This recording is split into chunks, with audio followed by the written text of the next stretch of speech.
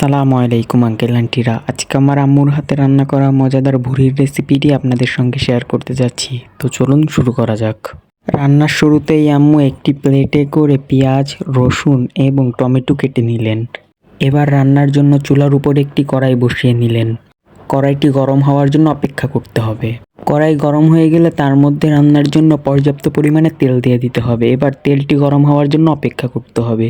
তেলটি যখন গরম হয়ে যাবে তখন এর মধ্যে পরিমাণ মতো জিরা দিয়ে দিতে হবে এবং দিয়ে দিতে হবে শুকনো মরিচ।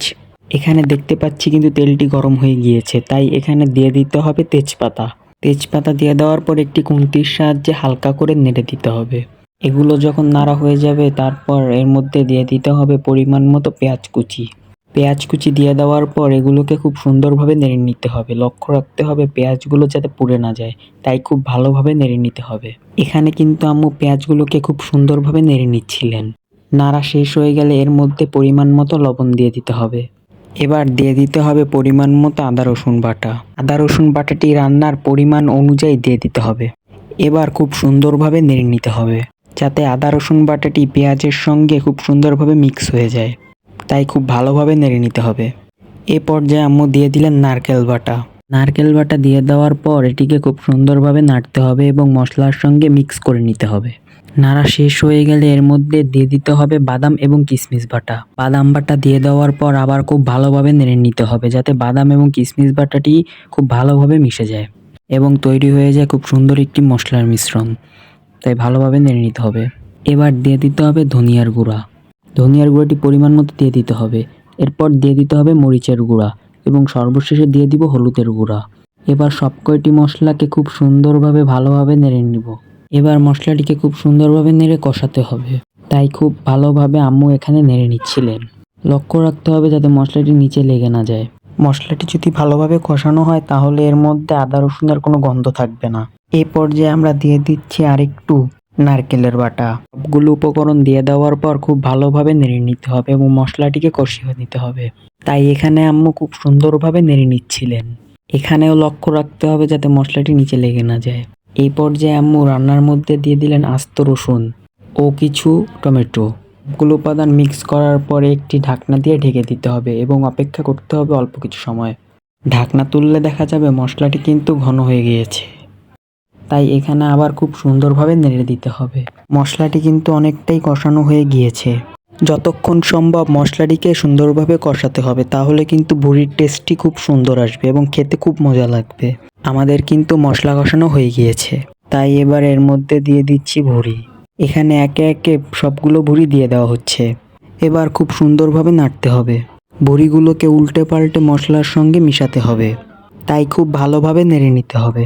ভুড়ি রান্নার জন্য কিন্তু একটু সময়ের প্রয়োজন হয়, তাই আপনারা অবশ্যই 1 থেকে 1.5 ঘন্টা সময় নিয়ে তারপর ভুড়ি রান্না করবেন।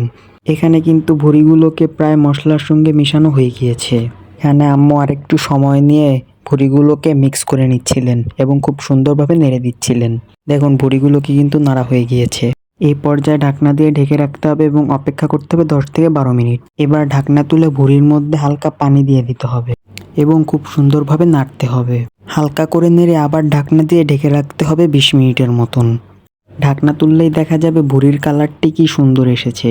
ভুড়িগুলোকে কিন্তু একটু সময় নিয়ে কষাতে হবে, কারণ ভুড়ি সেদ্ধ হতে একটু বেশি সময় লাগে, তাই এখানে ভালোভাবে নেড়ে দিতে হবে। এবার আমরা বাড়তি স্বাদের জন্য কিছু পেঁয়াজ দিয়ে দিচ্ছি। পেঁয়াজগুলোকে কিন্তু মোটা করে কেটে নিতে হবে। পেঁয়াজ দিয়ে দেওয়া হয়ে গেলে এবার খুব সুন্দরভাবে নেড়ে দিতে হবে যাতে পেঁয়াজগুলোকে নিচে এবং উপরে সুন্দরভাবে ছড়িয়ে যায়। তাই এখানে আম্মু খুব সুন্দরভাবে নেড়ে নিচ্ছিলেন। প্রয়োজনে এখানে আরও কিছু পেঁয়াজ অ্যাড করা হলো। এবার ভুড়িগুলোকে সুন্দরভাবে নেড়ে নিতে হবে। এই পর্যায়ে কিন্তু ভুড়িগুলো নিচে লেগে যেতে পারে, তাই সে বিষয়ে খুব সুন্দরভাবে লক্ষ্য রাখতে হবে। তাই খুব ভালোভাবে নাড়তে হবে যাতে নিচে ভুড়িগুলো লেগে না যায়।